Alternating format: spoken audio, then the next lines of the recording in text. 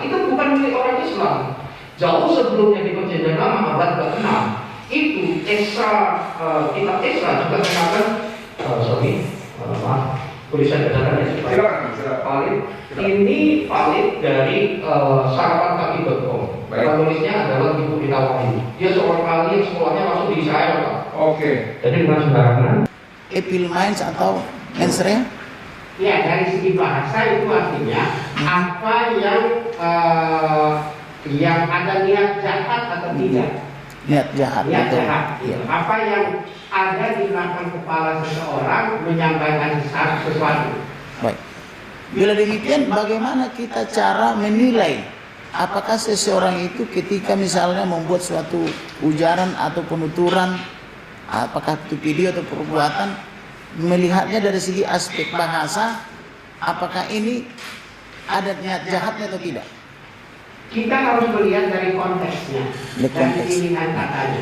Bila demikian, saudara ahli coba jelaskan dulu apa itu konteks, apa itu teks, apa kemudian semantik itu.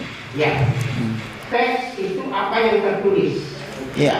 Apa yang tertulis pada yang kita baca itu teks. Teks. Ya. Nah, ada konteks itu situasi yang melatar belakangi teks itu. Misalnya, ketika saya menulis misalnya sakit gitu ya, saya tulis itu dengan sakit dengan i yang panjang. Iya. Nah, konteksnya bisa dipahami bahwa itu artinya dia mengeluh. Tapi kalau saya menulis sakit begitu saja dengan tanda tanya, berarti oh dia bertanya. Itu konteksnya. Atau sakit. Oh. Itu berarti rasain lo sakit. Seperti itu konteks. Apa yang yang melatari suatu tulisan.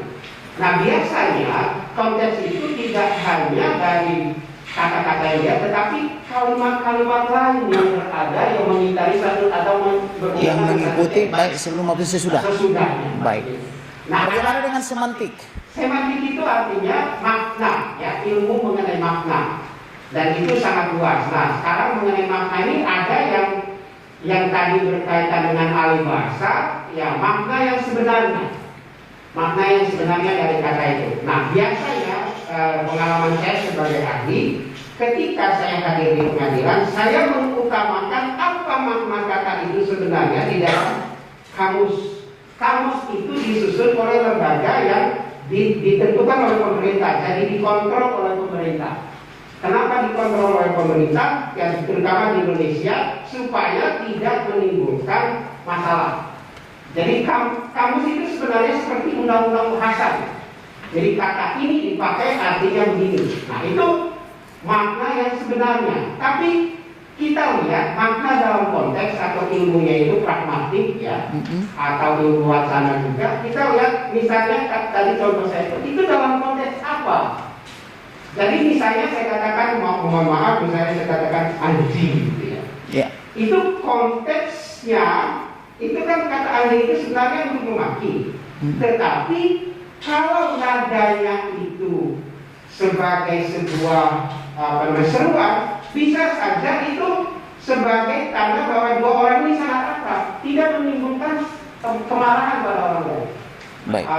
Mohon maaf yang mudah saya ingin ceritakan, di daerah saya ada budaya keakraban itu ditunjukkan kalau antara satu yang lain bisa menyebut alat kelamin ibunya. Sangat ini, jadi bukan memaki. Bagi orang lain itu memaki, tapi kalau mereka sapaan pertamanya itu adalah menyebut alat kelamin ibunya masing-masing. Itu sudah berarti mereka sangat akrab. Kalau berani seperti itu sangat akrab. Tentu saja bagi orang lain itu mati. Itu yang disebut konteks. Maknanya harus ditafsirkan dari konteks sosial, budaya. Apakah konteks itu sama dengan kontekstual? Hampir sama.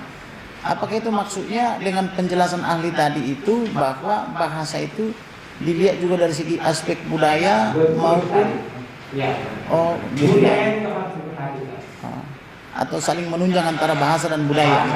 Baik. Nah, tetapi saya sebagai ahli bahasa hukum, saya selalu mengatakan bahwa sebaiknya undang-undang itu harus menghindari yang namanya konteks itu. Dia harus betul-betul netral. Di dalam berbahasa itu ada nggak etika? Ya. Ada ya? Setiap bahasa Setiap daerah bahasa ada. apapun pasti ada. Apa itu etika? Etika itu sopan santun, ya itu tadi misalnya. Tapi etika itu sangat berkaitan dengan kebudayaan masing-masing kelompok sosial masing-masing masyarakat. Dia itu mengikat atau pilihan? Sebenarnya itu sangat mengikat ya. Kalau itu demi hubungan baik antar sesama manusia. Hubungan baik ya. Baik. Kemudian saya mau tanyakan juga kepada ahli kaitannya dengan penegakan hukumnya. Di dalam penegakan hukum itu ada 3 poin yang sangat penting. Pertama, kepastian hukum. Kedua, keadilan. Yang ketiga, kemanfaatan. Apakah ahli bisa menjelaskan 3-tiganya, mulai dari kepastian hukum, keadilan, dan kemanfaatannya? Kebetulan saya terlibat dalam penyusunan beberapa undang-undang. Kalau kita baca undang-undang, dia harus mulai dengan definisi dulu. Definisinya itu bisa panjang sampai puluhan nomor. Kenapa itu penting? Kenapa itu penting? Karena dia itu membatasi seluruh kata yang di definisi itu ketika dipakai di dalam undang-undang. Itu asas kepastian hukum. Semacam legalitas gitu. Legalitas. Jadi misalnya kata pemerintah di sini artinya apa?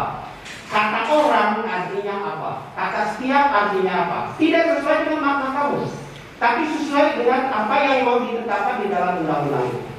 Jadi ada Itu bisa dilihat di ketentuan umumnya. Itu ketentuan umum ada batasan yang sangat banyak. Nah, kadang-kadang kita untuk apa ini? Itu penting untuk kepastian hukum.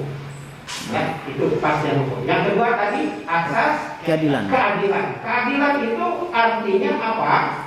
Undang-undang itu jangan sampai menggerakkan masyarakat.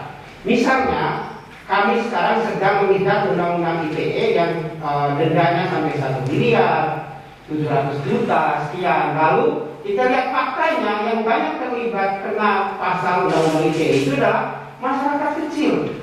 Lalu kita katakan, kenapa pasal hanya meneruskan kasusnya hanya meneruskan berita, bukan menciptakan berita. Yang membuat berita itu sebagian besar tidak kena, tapi yang meneruskan berita yang kena.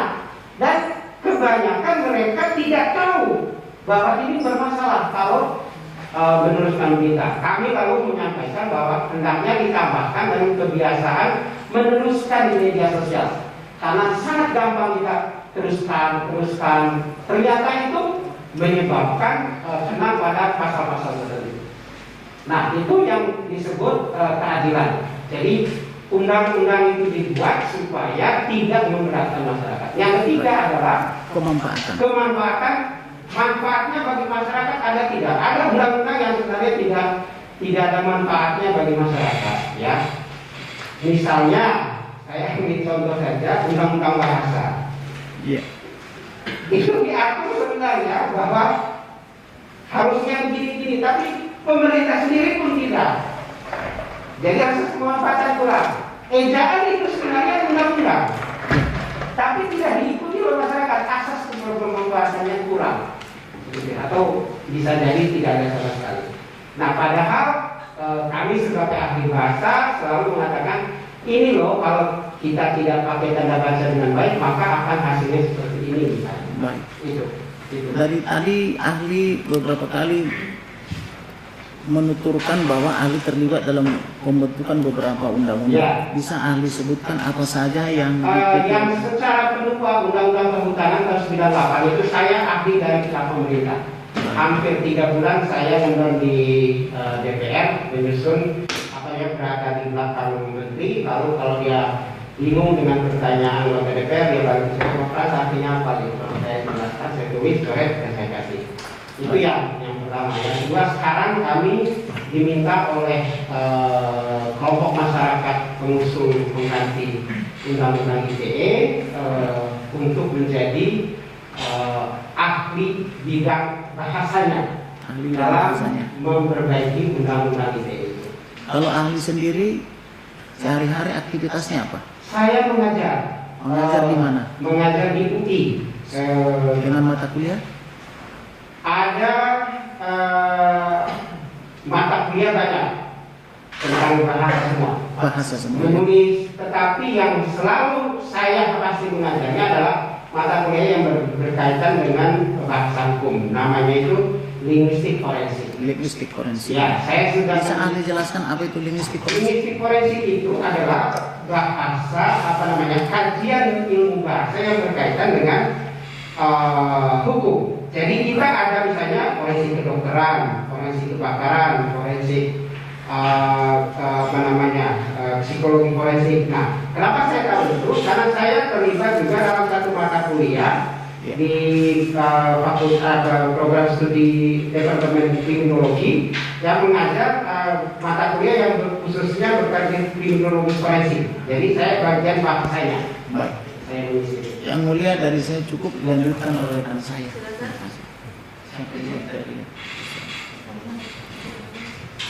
Ya, saya lanjutkan yang mulia. Terima kasih kepada saudara ahli bahasa. Tadi saudara ahli menyampaikan bahwa riwayat sebagai ahli dulu pernah sebagai ahli pada perkara Ratna Sarumpait dan juga perkara ahli Rizik Sihab. Nah, saya menegaskan kepada ahli, ketika hadir sebagai ahli itu dihadirkan oleh siapa? Oleh jaksa penuntut umum atau oleh tim penasihat hukum dari kedua terdakwa tersebut? Saya sebagian besar diminta oleh tim kuasa hukum. Tim kuasa hukum ya? Ya, kenapa diminta? Karena mereka merasa ahli yang dihadirkan oleh pemerintah itu tidak memuaskan. Jadi dalam kasus Ratna Sarumpait juga sudah ada ahli bahasanya. Lalu kuasa hukum mengatakan kami meminta ahli bahasa dari pihak kami. Begitu juga dari tim kuasa hukum Habib Rizik. Nah, khusus untuk Habib Rizik itu ada cerita kecilnya sampai mereka tidak percaya saya bisa hadir karena ada polemiknya di masyarakat. Lalu saya katakan, Pak, saya netral. Saya memberikan pengetahuan saya. Ahli itu hadir menyampaikan pengetahuannya, tidak memihak siapa-siapa. Berarti polemiknya itu ya? Ya. Sempat ada keraguan bahwa Oh iya, sangat. Ketika saya sampaikan permintaan mereka ke pimpinan saya, lalu pimpinan saya tidak menolak, lalu saya dikirim. Satu lagi Pak, mengenai dari Habib Rizik. Kan beliau ini terkenal keras ya Pak? Ya. Nah, bagaimana Bapak bisa sebagai ahli tetap memegang sumpah profesi gitu? Dan masih mau memberikan kesaksian sesuai dengan ahli, netral, objektif. Jujur saja, setelah saya hadir di pengadilan, yang banyak mencela saya justru teman-teman saya yang Katolik yang sangat tidak memahami kedudukan ahli. Seperti itu.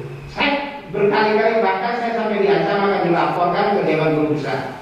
Saya katakan silakan, saya akan bertanggungjawabkan apa yang saya jelaskan di pengadilan. Rekamannya ada, saya tidak keluar dari ilmu saya. Sumpah profesi penting ya Pak? Ya. Selanjutnya.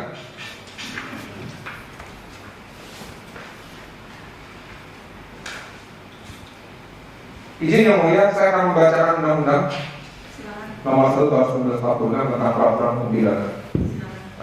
Ahli bahasa mau diperhatikan, saya akan bacakan satu pasal dan 2 ayat.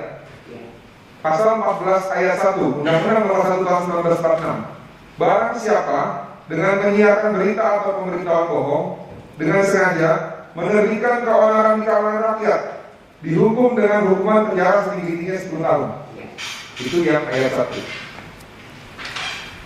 Yang ayat 2, barang siapa menyiarkan suatu berita atau mengeluarkan pemberitahuan yang dapat menerbitkan keonaran di kalangan rakyat, sedangkan ia patut dapat menyangka bahwa berita atau pemberitaan itu adalah bohong, dihukum dengan penjara setinggi-tingginya 3 tahun. Yang saya mau tanyakan kepada ahli, menurut pandangan kami, ada implikasi ataupun kausalitas dari pasal 1 dan ayat 2, sehingga untuk memenuhi ayat 1 harus terbit keonaran. Dan untuk memenuhi unsur ayat 2 tidak harus terjadi keonaran. Bagaimana menurut pendapat saudara ahli? Sesuai tafsir linguistik forensik, tafsir bahasa hukum. Ya, intinya mulia saya minta.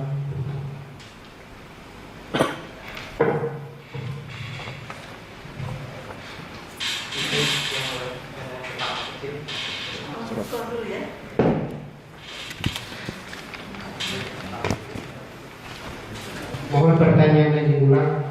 Ya, saya ulang ya, ahli. Di dalam rumusan pasal 14 ayat 1 Undang-Undang Nomor 1 Tahun 1946 dan ayat 2, di sini di dalam teks dijelaskan bahwa ayat 1, barang siapa dengan menyiarkan berita atau pemberitahuan bohong dengan sengaja menerbitkan keonaran di kalangan rakyat dihukum dengan hukuman penjara setinggi-tingginya 10 tahun. Ya.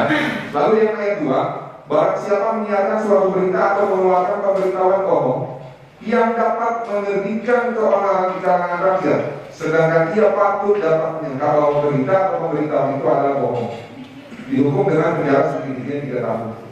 Menurut pemahaman kami selaku penasihat hukum terkait pasal 14 dan ayat 2 ini ada hubungan kausalitas.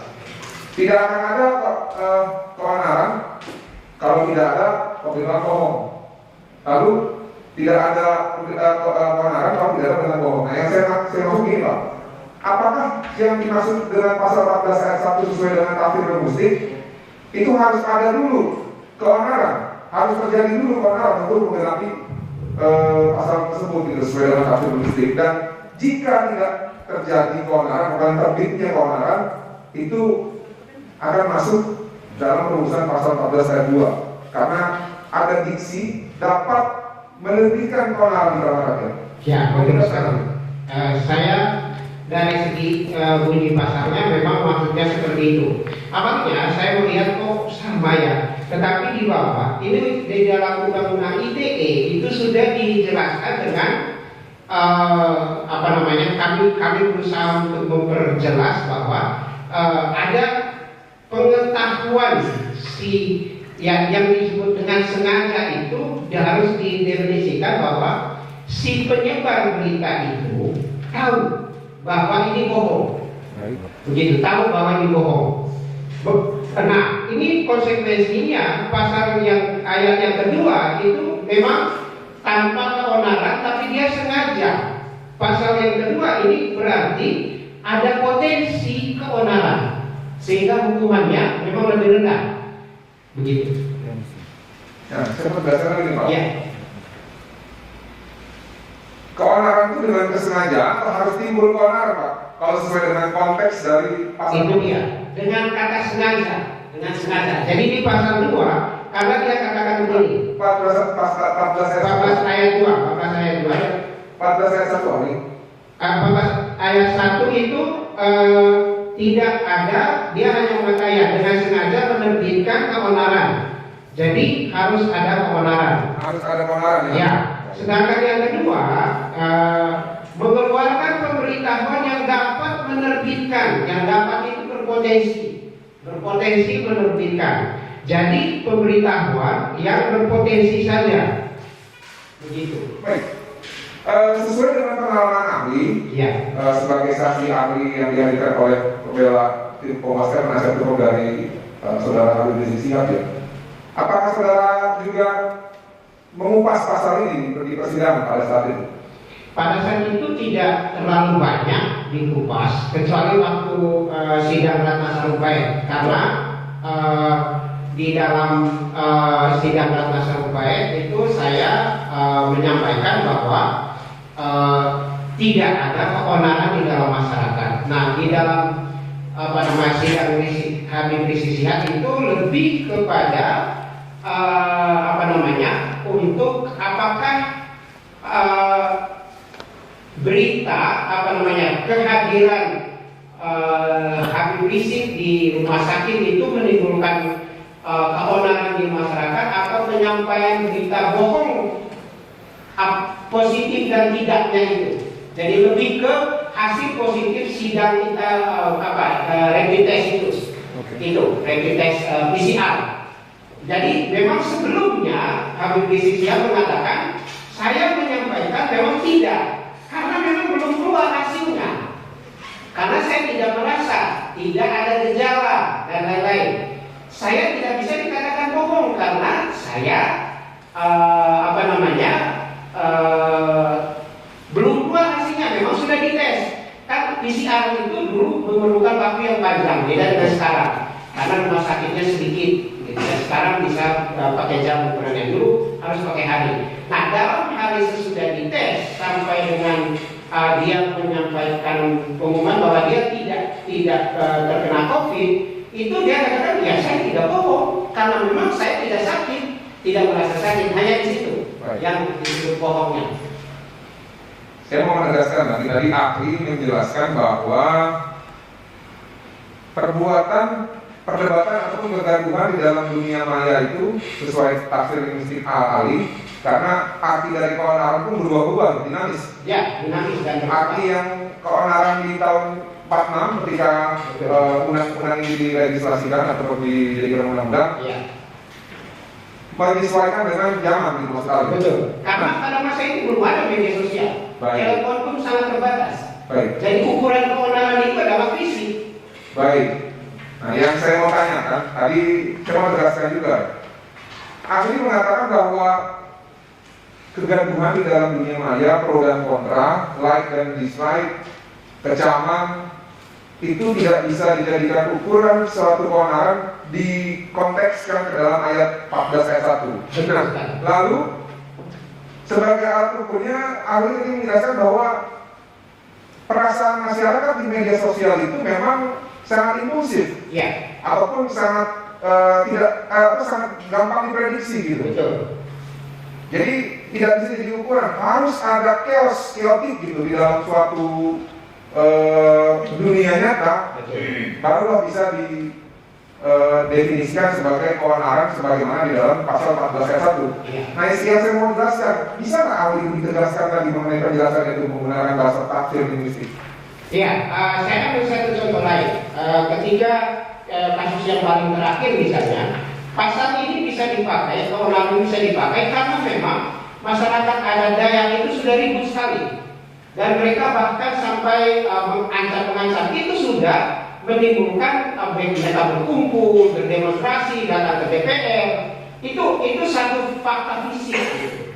Itu baru pasal itu bisa dikenakan. Tapi kalau kontra di dalam media sosial itu tidak bisa dikenakan pasal ini. Kenapa? Karena kontra itu hal yang sangat wajar dalam dunia media kita sekarang. Tidak ada yang tidak di pro dan tidak di kontra. Kehadiran saya di sini pun pasti ada menimbulkan pro kontra. Seperti itu.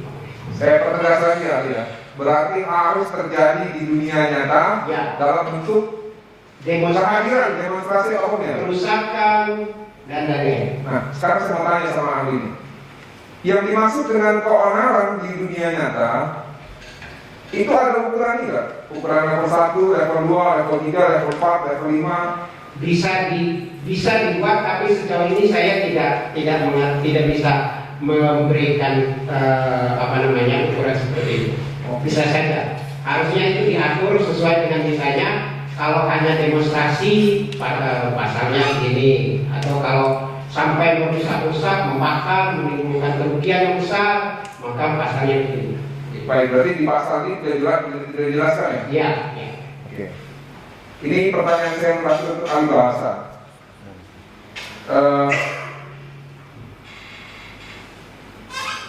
Saudara ahli tentu bisa mendefinisikan apa yang disebut dengan mengutip, lalu apa yang disebut dengan paraphrase. Sangat bisa.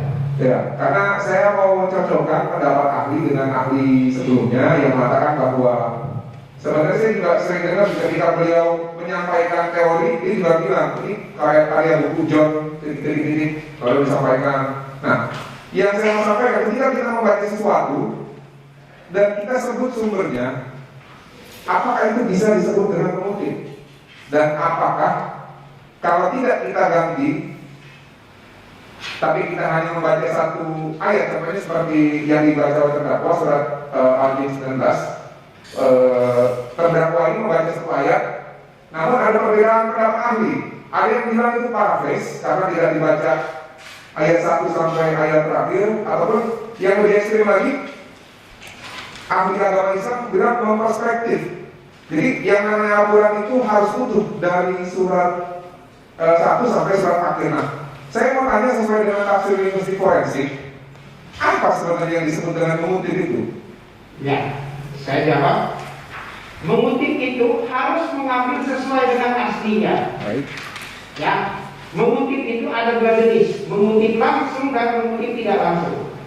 Mengutip langsung itu berarti kata-katanya, tanda bacanya, bahkan kesalahan di dalam teks aslinya harus tetap diikuti di dalam ketika kita pindahkan ke dalam teks yang lain. Sedangkan kutipan tidak langsung itu kita mengambil intisarinya. Misalnya tadi Bapak pengacara mengatakan kira-kira intinya begini bunyinya. Karena dia Bapak pengacara ini tidak paham, tidak hafal. Yang beda dengan Bapak pendeta hafal pasal-pasal ayat-ayat dalam Alkitab. Nah, kalau itu kutipan tidak langsung. Tapi itu juga kutipan. Parafrase adalah ketika kita hanya menyebut menurut John, lalu kita tulis dalam bahasa kita. Tapi kita tetap mengatakan bukan saya loh yang ngomong, tapi John. Begitu. Jadi dalam bahasa kita seluruhnya dalam bahasa kita sesuai kemampuan kita. Maka parafrase itu tidak persis sama dengan aslinya. Sedangkan kutipan harus sama dengan aslinya. Begitu.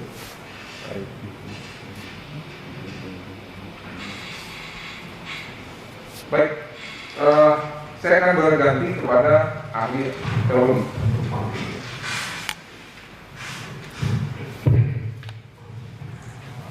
Saya ingin menanyakan pada ahli teologi, di dalam kitab yang saya yakini itu ada garis besar ajaran-ajaran ataupun yang ahli akui sebagai keahlian dari ahli. Itu ada ajaran, ada sejarah, ada juga nubuat, dan juga ada perintah. Yang saya mau tanyakan kepada ahli, bagaimana jika ada penambahan hal-hal yang sifatnya positif, ritual, entah dalam bentuk ritual, penambahan seperti orang Kristen itu ibadah hari Minggu dan merayakan Natal, Paskah, dan hari Kebangkitan. Lalu ada gereja yang menambahkan ritualnya dengan seperti contoh ya, merayakan pesta untuk hari raya panen. Lalu saya juga dengar di salah satu daerah Sulawesi ada juga yang untuk acara penguburan jenazah itu ya, dengan adat ya. Lalu ada yang menggunakan salam, itu salamnya berkah dalam. Lalu ada yang menggunakan salam yang horas. Lalu ada yang menggunakan salam bahasa Inggris. Walaupun memang di dalam Kristen sendiri tidak dijelaskan shalom itu berasal dari mana. Apakah memang yang menemukan adalah Tuhan Yesus atau bukan? Hanya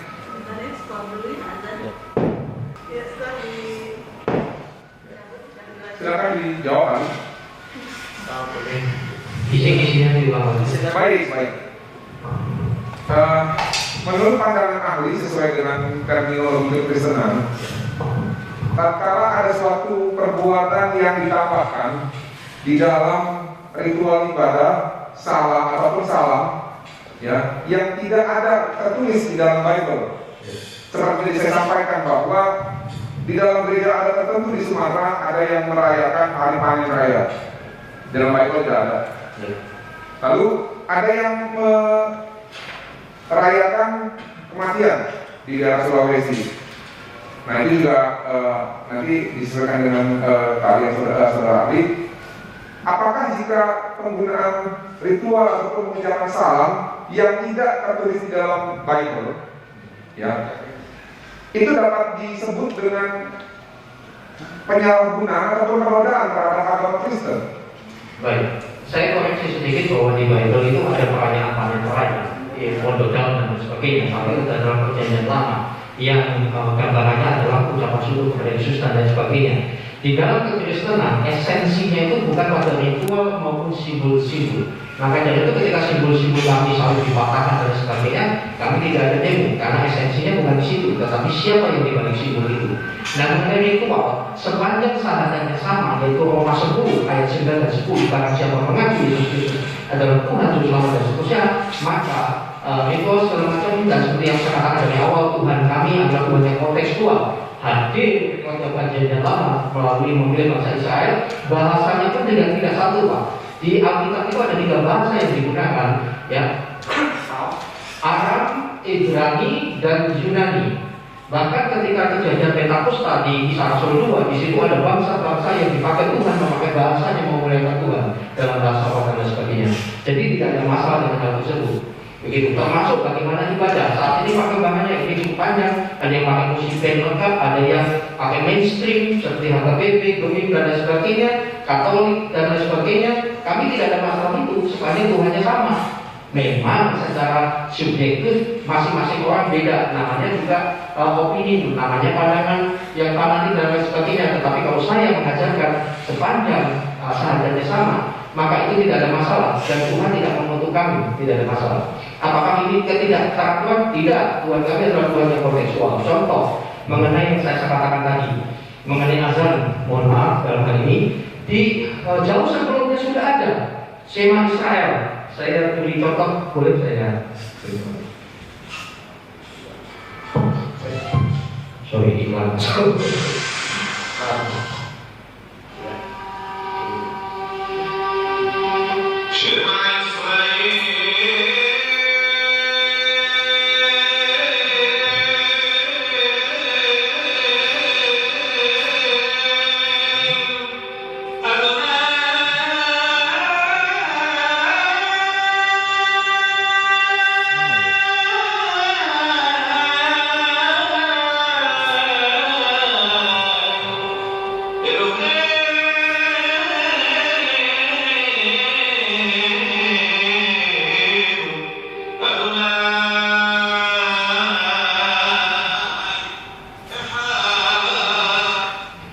Ini sebelum lahir progresif longitudinal Tuhan mengenai masuk kepada kekristenan, jauh sebelumnya ini Shema Israel, azannya orang-orang Yahudi kala itu, dan itu jauh sebelum kelahirannya Islam. Islam lahir antara 5 abad 6 abad kemudian setelah kekristenan, seperti itu, Pak.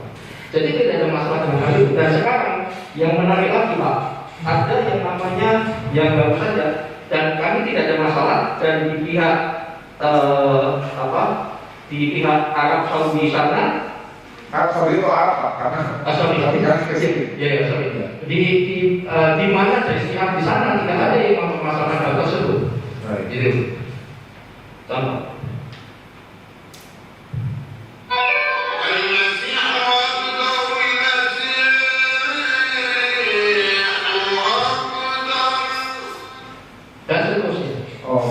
Tidak ada masalah. Jadi di kekristenan tidak ada. Bahkan kami menyambut baik. Saya sebagai seorang yang sudah sekolah kontekstualisasi dan sebagainya, kami menyambut baik hal tersebut. Karena ini soal bahasa yang netral. Sepanjang dia mengatakan Isa masih dalam konteks koridor kekristenan di Yesus Kristus, tidak ada masalah. Karena kami bukan agama ritual, bukan agama simbol. Simbol penting, tetapi esensi dari simbol itu yang kita tetapkan. Demikian. Saya tekankan, Pak, ini dari perspektif kekristenan, ya, sesuai dengan keahlian saudara ya, bukan general ya. Iya. Oke, sesuai Kristen ya. Karena ada pendapat ahli juga yang mengatakan bahwa penggabungan atau modifikasi di luar Bible itu suatu bentuk penyalahgunaan atau penodaan. Nah, tapi kalau saya komentari, Pak, saya minta pendapat ahli saja. Berarti sesuai Kristen tadi disampaikan oleh ahli ya? Ya. Saya berdasarkan konteks sejarah kekristenan. Kalau yang mengatakan itu salah segala macam, ya saya setuju dengan Ustaz yang pakai kopi yang itu dolari kurang aduk, kopinya kurang kental. Oh iya. Mainnya kurang jauh ya, Pak. Kopinya kurang kental gitu ya. Kurang malam. Baik. Dan biasanya itu diduduk di depan meja, orang-orang akademis yang di belakang meja yang terkungkung dengan liturgi barangkali denominasinya, Pak, sehingga kurang terbuka terhadap hal-hal yang demikian. Karena Tuhan kita sangat kontekstual. Paulus ketika menginjil ke Athena, dia melihat banyak patung patung, lalu ada sebuah mesbah kosong dan tertulis kepada Allah yang tidak dikenal. Di situ dia katakan, dan kata Bismillah itu bukan milik orang Islam. Jauh sebelumnya di Perjanjian Lama abad ke-6 itu kitab Esra juga mengatakan, boleh saya bacakan ya supaya valid. Ini valid dari sarapankaki.com. Penulisnya adalah Ibu Rita Wahyu. Dia seorang ahli yang sekolahnya masuk di Israel, Pak. Oke. Jadi bukan sembarangan. Sarapankaki.com.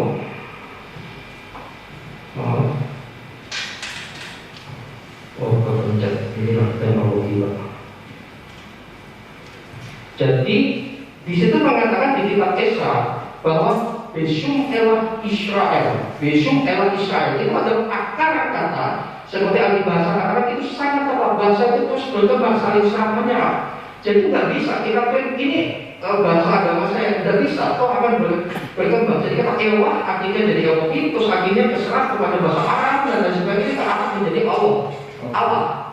Dan kita menggunakan Allah, ya tidak masalah. Kalau tidak sejarahnya, ingat ya kelahiran Islam adalah 500 atau 600 tahun kemudian. Nah sementara kata elah itu dan ada prasestinya, dunia pengetahuan dan informasi yang sudah jempol. Silakan tanya Mbak Google, ada di situ prasestinya kata elah. Asal muasal dari kata Allah itu tadi, Pak. Besum elah Israel. Besum elah Israel. Israel. Iya, demikian Pak. Terus Pak, di mana Enggak jelas ya. itu terus punya cabang di mana-mana seperti itu. Biasanya namanya sama. Biasanya. Baik Pak, lalu saya mau nanya tadi Pak, ini ada akta baptis atas nama Cornelius A. Muhammad Rosman dan Mary Watman. Ya. Tanggal 29 November. Ya, ada depan. Oh maaf. Sabtu 29 November 2014 dan Sabtu 23 sama tanggalnya. Ali boleh lihat sebentar apa?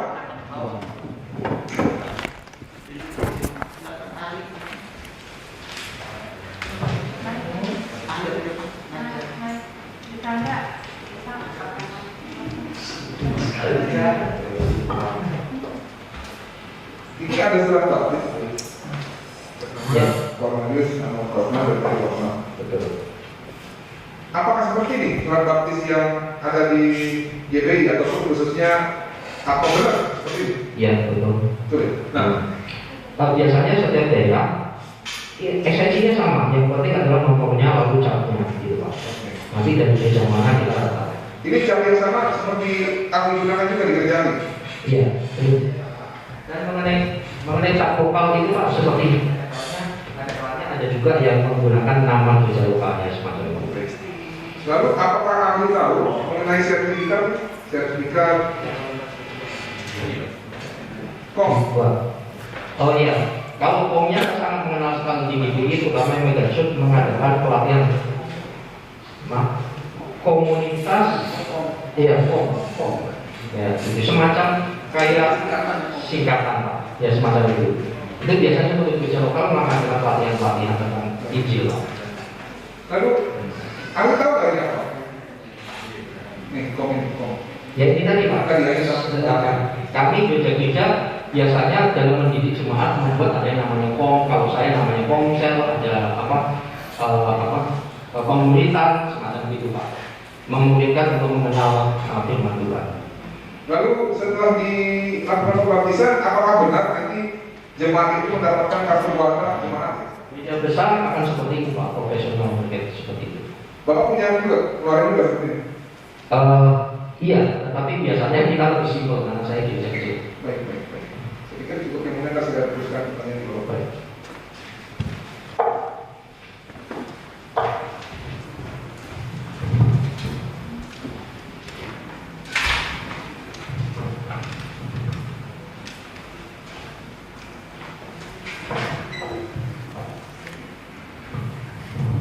Yang saya mau tanyakan kepada ahli sesuai dengan keahlian dan juga ini ya secara pengetahuan juga, apakah memungkinkan jika sekretaris atau sekretariat gereja itu tidak mengetahui kapan anggota itu dibaptis, padahal didata gitu. Ya itu kan harusnya yang melakukan sekretaris, kalau dia nggak tahu, saya tidak tahu juga. Oke. Lalu yang saya mau tanyakan selanjutnya, dibenarkan tidak secara yang saudara ahli tahu dipahami, pemecatan anggota jemaat gereja itu secara lisan, by phone, tanpa surat? Saya rasa itu lucu, apalagi gereja yang cukup besar semacam ini. Dan secara ADRT ya tidak sesuai prosedur. Tidak prosedur. Apakah pernah dipanggil? Apa salahnya? Gitu. Nah, lalu tadi kan dia dipecat berdasarkan pemberitahuan lisan melalui telepon di 2018. Lalu sebulan kemudian timbul lagi surat tugas untuk melakukan dinas ataupun penginjilan di luar kota. Nah, yang saya mau tanyakan, apakah memang sepengetahuan ahli memang bisa terjadi seperti itu? Yang dipecat diberikan penugasan lagi atau bagaimana? Ya inilah mereka lokal ini adalah mereka tidak berjalan sesuai SOP. Tidak sesuai SOP ya? Tidak profesional, walaupun ini gereja yang harusnya profesional sebesar itu. Jadi masalahnya bukan di GBI-nya, ini personal. Begitu. Dan kalau pada akhirnya tidak mengakui segala macam, ya inilah manajemen Pontius Pilatus, cuci tangan. Oke. Lalu saya mau menanyakan kepada ahli tahu nggak mengenai yang disebut dengan persembahan kasih? Lalu apa itu perpuluhan? Lalu apa itu donasi? Ya. Persembahan kasih tergantung konteksnya apa. Kalau di gereja itu ada namanya persembahan, kolektor dan lain sebagainya, dan semua tertulis. Kebetulan saya itu lagi membahas pengajaran dari keuangan sampai di mana, dan itu memang kewajiban memberikan persembahan. Firman Tuhan sudah jelas sampai 2 kali ayat di Keuangan saya lupa. Janganlah orang datang ke hadiratku dengan tangan hampa, semacam itu. Dan orang lain itu harus hidup dari persembahan. Itu konteks perjanjian lama. Dan saat ini konteksnya adalah kamu 2 Korintus 8 ayat 13 dan 14. Kamu dibebani bukan supaya orang lain mendapatkan keringanan, tapi supaya ada keseimbangan. Ayat 14-nya, kelebihan kamu dan dalam menyembuhkan kekurangan mereka supaya ada keseimbangan. Jadi orang yang memberitakan Injil harus hidup dari Injil. Itu ada ayatnya. Demikian Pak. Nah, mengenai persepuluhan itu juga pro kontra. Tetapi saya menemukan adalah persepuluhan itu memang secara eksplisit di perjanjian baru tidak tertulis, tetapi itu bisa diterapkan contohnya di DBI. Tetapi prinsipnya adalah seperti tadi Pak, keseimbangan, karena pelayanan itu perlu operasional dan sebagainya. Kalau donasi, ya, itu adalah operasional biasa semacam itu Pak. Nah, kalau di gereja lain tidak menggunakan persepuluhan segala macam, ya itu kan soal nafsiran, tidak masalah. Tapi tetap ada persembahan, yaitu hidup untuk operasional di situ, semacam itu Pak. Nah, kemudian mengenai donasi. Nah, kalau donasi itu kan ya tidak bisa saya simpulkan, masing-masing yayasan juga berdonasi, yang lain juga cari donasi, donasi dan seterusnya. Ketika Pak Osman Sayyid ya, ketika menyampaikan tausiahnya di terus ada orang ini dan segala macam, dia sah-sah saja, tidak masalah. Saya saat ini sampai sekarang ini Pak, ada yayasan Islam juga minta donasi dari saya, selalu ada saja. Saya nggak ngerti itu dapat dari mana. Saya sah-sah saja. Lewat sosial media itu? Lewat sosial, mau di WA saya. Undangan gitu untuk undangan. Ayo, assalamualaikum, ada ini, saya jawab, oh baik. Bahkan saya ingin membantu juga Pak, dan itu sah saja. Tidak dilarang ya berbuat baik ya kepada di luar agama ya. Ya, jadi orang Kristen bukan hanya untuk orang Islam. Bahwa apa siapapun juga tujuannya adalah hukum kami kasih Tuhan. Hablum minallah, hablum minanas dalam bahasa Islamnya, yaitu mengasihi Tuhan dengan segala hatimu, dan hukum yang sama mengasihi sesamamu, bukan sesama iman. Nah itulah kami tidak mengasihi kepada yang sesama iman, semua manusia. Yang berbeda itu justru kita kasih. Saya mau menanyakan kepada ahli, apakah ahli tahu bahwa seseorang yang mewakafkan dirinya ataupun menjadikan dirinya itu sebagai pelayan Tuhan, sesuai kalau saya tidak salah saya pernah baca di suku Lewi ya, jadi mereka ini kan memang disisipkan ke masing-masing suku untuk menjadi imam agama. Nah mereka ini full time untuk beribadah dan mengharapkan suku Israel yang lain untuk melakukan ibadah. Nah yang saya mau tanya kepada ahli, mereka ini kan dapat perpuluhan, dapat upah dari yang lain ya, yang masih melakukan kegiatan sekuler gitu. Yang saya mau tanyakan dikaitkan dengan terdakwa. Tatkala terdakwa melakukan suatu khotbah ataupun persekutuan doa ataupun pengajaran yang di live streamingkan di YouTube dan beliau ini menaruh nomor rekening dalam perspektif bahwa beliau ini adalah full timer sebagai pelayan Tuhan. Apakah bisa dikriminalisasi dalam ajaran Kristen? Apakah Pak Kosman saja lakukan? Ya? Apakah hanya Pak Kosman saja lakukan begitu? Kenapa Pak Kosman dilakukan di masalah? Enggak. Saya hanya supaya bisa terang benderang ya. Ya. Nah, menurut kekristenan apakah itu bisa dikriminalisasi? Apakah itu bisa disalahkan sesuai dengan agama? Tidak ya? Iya. Sepanjang Dia kan mengajak untuk dukung pelayanan. Dukung pelayanan saya supaya di YouTube itu kan butuh operasional Pak. baik. Ya, di WiFi-nya kan harus nggak bisa dibayar pakai daun. Dan beliau bukan seorang punya toko dan sebagainya. Jadi itu sah-sah saja. Sepanjang yang penting nggak memalukan, gitu caranya. Dan bukan dalam rangka mencari kekayaan. Jadi itu kan akan terasa spiritnya dan lain-lain. Demikian. Baik, saya kira dari saya cukup majelis dilanjutkan oleh rekan saya. Izin saya lanjutkan yang mulia pada saudara ahli teologi, saya bertanya, coba jelaskan apa yang dimaksud dengan Trinitas. Trinitas tiga, ya ini kan itu bukan, tapi saya mau sesimpel-simpelnya. Seperti tadi, Tuhan kami Esa, Tunggal, Esa. Jadi penjelasan Trinitas dan saya tidak mau debat di sini, karena ini adalah soal iman. Paling mudah memahami Tritunggal itu adalah 1 Tesalonika 5 ayat 23. Semoga roh, jiwa, dan tubuhmu. Jadi sosok saya ini, ketuhanan saya itu seperti itu. Jadi ya, saya adalah satu, tetapi diri saya ini ada 3 unsur, yaitu tubuh saya, roh saya yang hubungannya dengan ilahi, lalu jiwa saya dalam psikis biasanya itu pikiran, perasaan, dan kehendak. Tubuh saya bukan roh saya bukan jiwa saya. Tetapi dalam 2 hal ini ada 2 yang kekal, yaitu roh dan jiwa. Di dalam roh itu berjiwa, gitu, yaitu pikiran, perasaan, dan kehendak. Demikian juga Tuhan saya semacam itu. Pada mulanya adalah firman itu bersama-sama Allah sebagai Tuhan itu ya, ialah Tuhan, lalu menjadi manusia. Manusia 100% manusia, 100% Allah. Dia itulah makamu. Kok bisa? Ya bisa. Maksudnya Tuhan yang terserah. Dia maha kuasa.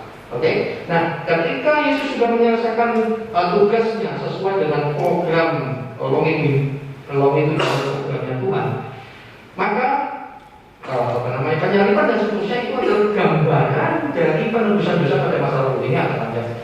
Nah, kemudian dia mati. Nah, so itu kan saya sering GCC Tuhan untuk mati. Ya, Wahyu 1 ayat 17, 18.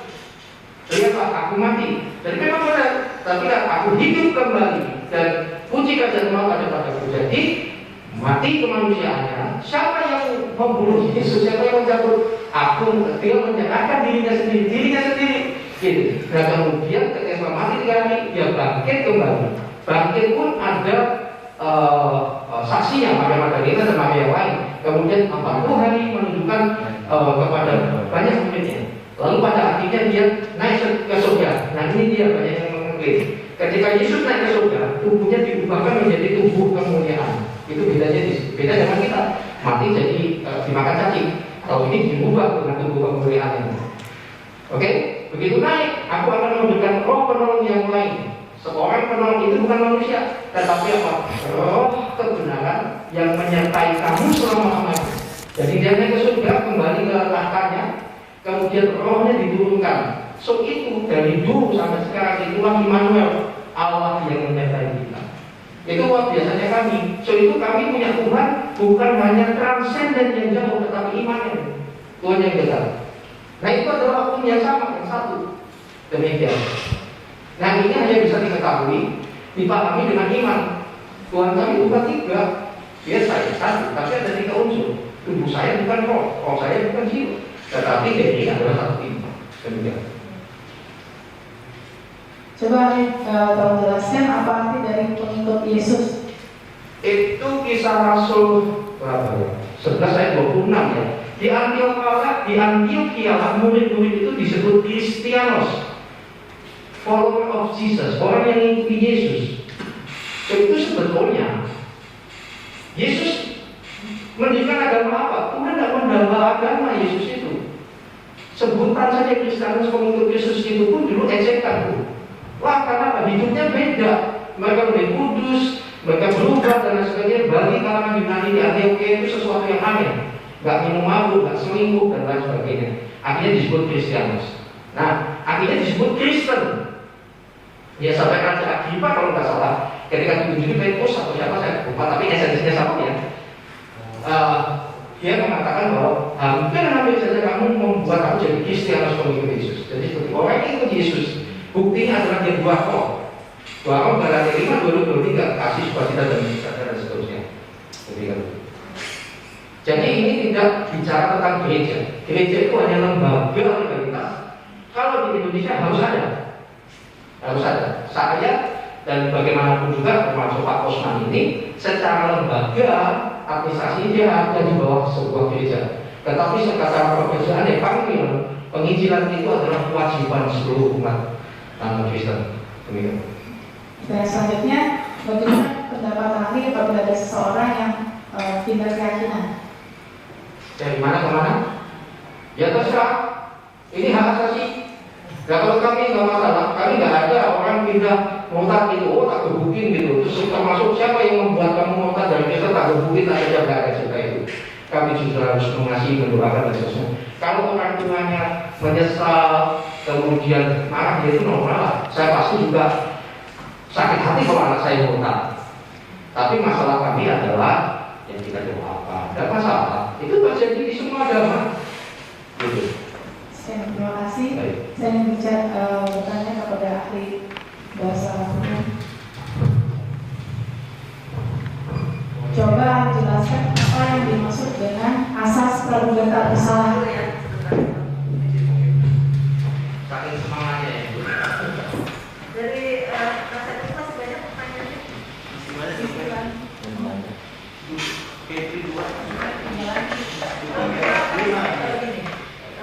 Mengingat waktu juga, ya. Kita akan skor dulu. Akhirnya saya nggak karena banyak pertanyaannya ya. Jadi kita akan skor setengah jam. Ada perubahan Pak dari kesepakatan awal. Kemudian nanti kita akan setengah jam lagi kita akan lanjutkan kembali. Nanti setelah nanti dari nasihat ini selesai. Ya, silakan saja, tidak apa-apa. Nanti baru setelah itu skor nanti kita akan dulu. Jadi apakah kita selesainya sebelum maghrib atau gimana? Ya. Kalau dari kami mungkin banyak pertanyaannya. Bisa maghrib.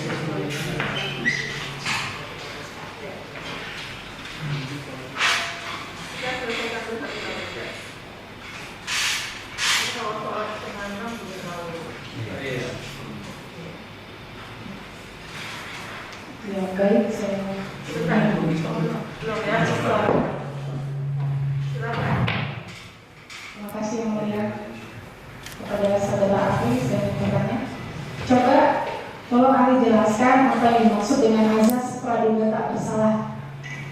Ya, itu bahasa hukum. Ini keberatan bagi saya, mungkin kurang tepat ditanyakan karena ini kan bukan ahli pidana, ini asas hukum. Tapi kalau arti mungkin masih lebih tepat. Ya, pertanyaannya ada yang saya Secara bahasa atau secara bahasa hukum? Dari segi bahasanya, dari segi bahasanya, praduga. Ya, saya ingin jelaskan.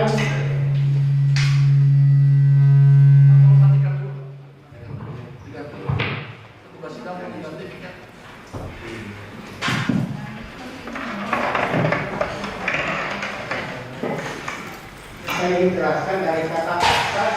Asas itu artinya dasar. Praduga itu artinya pra itu sebelum diduga. Ya, jadi sebelum diduga bersalah. Jadi asas itu bisa saja satu konvensi atau bisa saja suatu keputusan, bisa saja suatu keyakinan, ya, keyakinan bahwa praduga, ya, sebelum diduga bersalah. Itu artinya. Coba ahli tolong jelaskan apa itu hak dan apa itu kewajiban. Jika kewajiban tidak dipenuhi, apa akibatnya? Dan apakah terdakwa memiliki hak? Hak itu adalah sesuatu yang dimiliki seseorang untuk melakukan sesuatu atau tidak melakukan sesuatu. Jadi saya berhak untuk diam atau untuk berbicara. Jadi bisa melakukan sesuatu atau tidak melakukan sesuatu.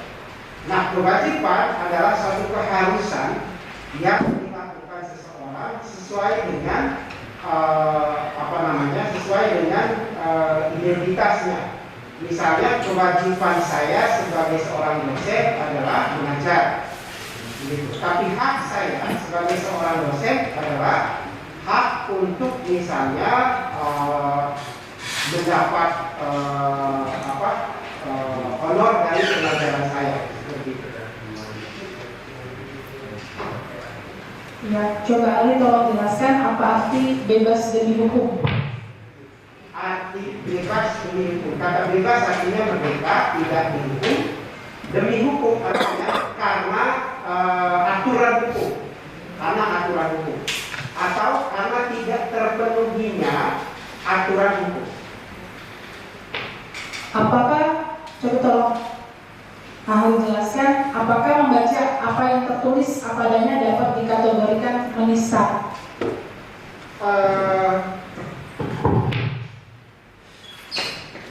Bisa ya, bisa tidak. Jadi misalnya begini, kalau saya membaca sebuah tulisan yang saya dapat, lalu di situ orangnya, dan yang saya baca itu didengar oleh orang lain, bisa saja orang itu orang yang disebutkan di dalam yang saya baca itu akan merasa terhina. Misalnya saya mendapat WA, lalu di situ dikatakan Pak Pras melakukan korupsi. Dan kalau saya baca saja untuk diri saya sendiri itu tidak bisa. Tetapi kalau saya bacakan untuk orang lain, lalu didengar orang lain, bisa menista. Sekian dan terima kasih, saya lanjutkan kepada rekan saya. Izin melanjutkan kepada saudara saksi ahli bahasa. Saya ingin bertanya kepada saudara ahli, dan mungkin sedikit menyebut terkait apa yang dijelaskan oleh saudara saksi ahli Kristen yang mengatakan bahwa ada amanat agung di dalam kekristenan untuk menyampaikan yang mereka yakini itu ke seluruh bangsa. Jadi pengasahan seperti itu, baik. Saudara terdakwa ini sempat menyampaikan bahwa ada mungkin terjemahan atau memang dari suatu ayat yang menyatakan yang dianggap sedikit menyinggung yang ada di beberapa video terdakwa ini. Yang ingin saya tanyakan kepada saudara ahli, beliau ini adalah dulunya sebagai muslim, dan kemudian percaya dengan yang diyakini sekarang saudara terdakwa. Kemudian beliau mendengar ada yang mengatakan dari seberang sana bahwa disalib ada jin kafir, disalib ada jin kafir. Nah, kemudian beliau saudara terdakwa ini mencari di Bible atau di Alkitabnya dari awal sampai akhir, ternyata tidak ada ayatnya. Namun beliau mencari lagi referensi lain, ada buku ataupun ada keterangan lain. Beliau sampaikan secara biologi bahwa bukan di Bible yang ada jin misalnya, namun di buku ini ada tertulis seperti ini gitu. Ternyata ini ada jinnya. Nah, apakah itu disebut dengan mengutip karena ada bukunya, atau itu disebut menafsirkan? Karena ada sebab, tentunya ada akibat. Beliau karena sebab yang menyampaikan bahwa katanya disalib izin, beliau counter dengan ada referensi, ternyata di sini ternyata ada keterangan jin gitu misalnya. Apakah itu dikategorikan menafsir, membaca, atau beropini, dan apakah bukunya itu dapat dipersalahkan? Karena beliau menyampaikan ada referensi bukunya. Begitu, saudara. Ya, karena dia mengambil buku maka lalu dia bacakan, sebenarnya tidak ada salahnya. Jadi dia menyampaikan apa yang diperolehnya dari sumber lain, dari satu sumber. Lalu sumber itu dibaca, itu bukan penafsiran. Itu bukan penafsiran. Nah, tadi saya katakan penafsiran itu adalah bagaimana memaknai sesuatu teks yang tidak bisa dipahami secara mudah. Jadi misalnya ada kontroversi dari segi hal lain, maka perlu penafsiran. Tapi kalau sudah jelas, maka tidak ditafsirkan. Saya lanjutkan mungkin yang udah ke dasar dia ahli agama.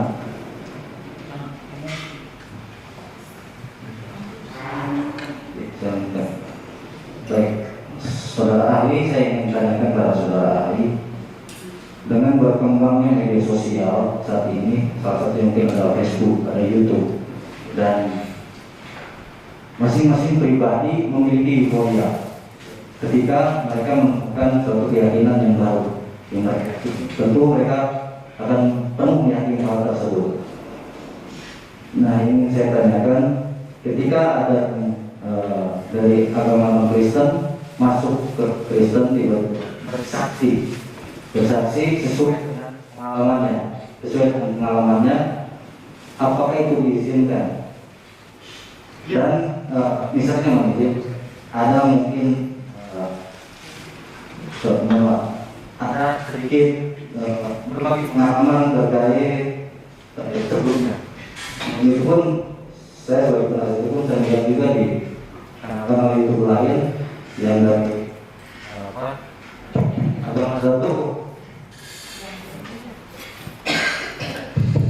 agama satu menceritakan bahwa saya dulu di agama saya seperti ini, kemudian ketika saya ketemu semua seperti itu. Nah, sebagai ahli dan sebagai seorang dosen, cara mengcounter ataupun cara memberikan pemahaman, karena ini tujuan kita adalah menjaga kesatuan NKRI tentunya. Bagaimana metode dari saudara ahli sendiri dan dari pihak gereja itu sendiri untuk mengantisipasi hal tersebut? Begitu. Kalau saya secara pribadi, orang tersebut hanya menceritakan pengalamannya bertemu dengan Tuhan Yesus, pengalaman pribadi. Dan kalau saya biasanya terjadi euforia, bukan hanya di kita saja, semua begitu. Yang di kalangan kalau tidak disebutkan luar atau yang di luar kita terang-terangan, dan hanya itu tadi Pak, hanya soal caranya. Dan kalau ada orang yang baru euforia masuk ke sebuah agama, tidak itu biasanya kalau itu lagi bergumulnya, dia akan terus menceritakan hal tersebut. Dan biasanya pihak yang merasa mendapatkan jiwa baru Islam itu akan memberikan peluang untuk menceritakannya. Hanya masalahnya kan nanti direspon, Pak. Respon yang di luar, dan itu tidak bisa dibendung dalam hal ini. Gitu. Karena kan sama saja di pihak luar juga banyak kejadian-kejadian semacam itu. Baik, terima kasih. Yang mulia, satu lagi kepada saksi ahli bahasa, ketinggalan tadi, maaf. Saudara ahli, apabila seseorang yang tadi saya melanjutkan pertanyaan yang tadi, menyampaikan ada referensinya, menyampaikan di publik dengan euforianya karena keyakinan tersebut, kita nggak bisa bendung terkait keyakinan, saudara ahli. Nah, disangkakan dengan pasal yang tadi ke Undang-Undang Nomor 1 Tahun 46, menyebarkan berita bohong, disematkan undang-undang tersebut. Namun ada juga yang mengatakan disalib ada jin, kemudian terus kalau masalah ada Roh Kudus dari Roh Kudus, itu tidak ada referensinya, namun tidak disematkan pasal-pasal tersebut. Apakah hal tersebut menurut saudara ahli bahasa itu sesuatu hal yang merata atau memang ada kebijakan-kebijakan lain untuk menentukan hal tersebut, saudara ahli? Maaf, saya tidak terlalu paham konteks pertanyaan, tetapi mungkin saya bisa jawab begini. Dalam hal ini, yang serta saja yang dikatakan oleh ahli agama bahwa menyampaikan pengalaman itu adalah sesuatu yang wajar dan tidak termasuk penghinaan atau penistaan kepada orang lain, kecuali kalau dia menyampaikan hal yang mungkin di luar pengalamannya. Ya, jadi ketika saya menyampaikan pengalaman, menyampaikan kesaksian itu tidak melanggar hal yang berkaitan dengan undang-undang, karena menyampaikan pengalaman itu suatu fakta, suatu hal yang dialami oleh seseorang. Nah, kecuali kalau dia mengarang pengalamannya itu, kalau tidak sesuai dengan kenyataan sebenarnya, maka bisa dikatakan dia berbohong, dan bohongnya itu memfitnah orang lain. Begitu mungkin jawaban saya. Berarti selama ada referensi yang dia baca, dia bisa dikatakan mengutip dan menyangkut tulisan tersebut. Betul. Selama dia membaca, menyampaikan sesuatu yang sesuai dengan sumbernya, sesuai dengan yang dia baca, itu tidak ada masalah. Karena buku yang dikutip oleh saudara terdakwa ini kan dijual di perpustakaan maupun di jual bebas di perpustakaan, dan itu kita bisa membacanya gitu. Apakah patut dipersalahkan tulisannya tersebut atau bagaimana? Karena tulisannya artinya seperti itu gitu. Ya, kalau yang dipersalahkan itu tulisannya itu bergantung pada isinya. Bisa saja satu pihak mengatakan ini salah, nah tapi pihak lain mengatakan ini benar. Apalagi kalau yang menulis itu mengatakan saya mengutip sumber, bukan karangan saya, itu tidak salah. Jadi perdebatan mengenai suatu hal itu tidak hanya terjadi dalam agama, tetapi juga dalam kalangan ilmiah seperti kami. Ada yang setuju, ada yang tidak. Nah, misalnya saja perdebatan mengenai COVID saja itu cukup panjang, sampai kita harus berpatokan pada lembaga resmi yang namanya WHO. Jadi gunanya lembaga resmi itu untuk menengahi perdebatan-perdebatan itu. Dan tidak salah kalau saya punya data mengatakan begini, dia punya data mengatakan itu tidak salah. Berbeda pendapat. Begitu. Berarti ketika ada referensi buku tersebut atau rangkumannya tidak bisa dikatakan sebagai penyebaran kebohongan. Tidak. Terima kasih, saudara. Kami cukup ini. Ya, kita stop dulu ya, sampai jam 5 ya. Jadi kita lanjutkan dengan pertanyaan dari jaksa penuntut umum. Kalau memang ini memungkinkan kita lanjut dengan majelis hakim, atau kalau tidak memungkinkan kita akan stop dulu setelah nanti. Kita lihat situasinya ya.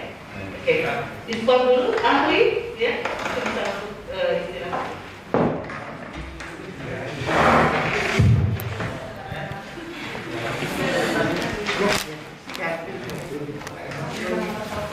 Okay.